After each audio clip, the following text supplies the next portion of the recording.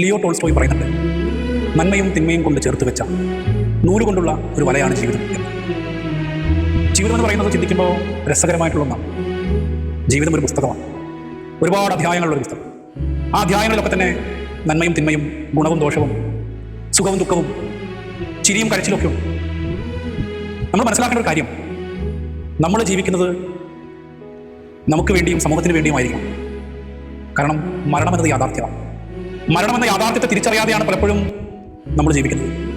മരണമെന്ന യാഥാർത്ഥ്യത്തെ തിരിച്ചറിഞ്ഞുകൊണ്ട് നമ്മൾ ജീവിക്കണം, അല്ലേ? ഒരു ബലൂൺ നമ്മളിങ്ങനെ വീർപ്പിച്ച് ഒടുവിൽ അത് പൊട്ടിപ്പോകും. അതുപോലെ നമ്മളും നാളെ ഇല്ലാതെയാവും. അതിനിടയിൽ പരിഭവങ്ങളും പരാതികളും ഒരുപാട് നമുക്കുണ്ടാവും. ആ പരിഭവങ്ങളെയും പരാതികളെയും ഒക്കെ നമ്മൾ തിരിച്ചറിഞ്ഞുകൊണ്ട് നൂല് പോലെയുള്ള നമ്മുടെ ജീവിതത്തെ നമ്മൾ മനസ്സിലാക്കും. ഏത് നിമിഷം വേണമെങ്കിലും ആ നൂല് പൊട്ടിപ്പോവും, ഇല്ലാതെയാവും, നശിച്ചു പോകും.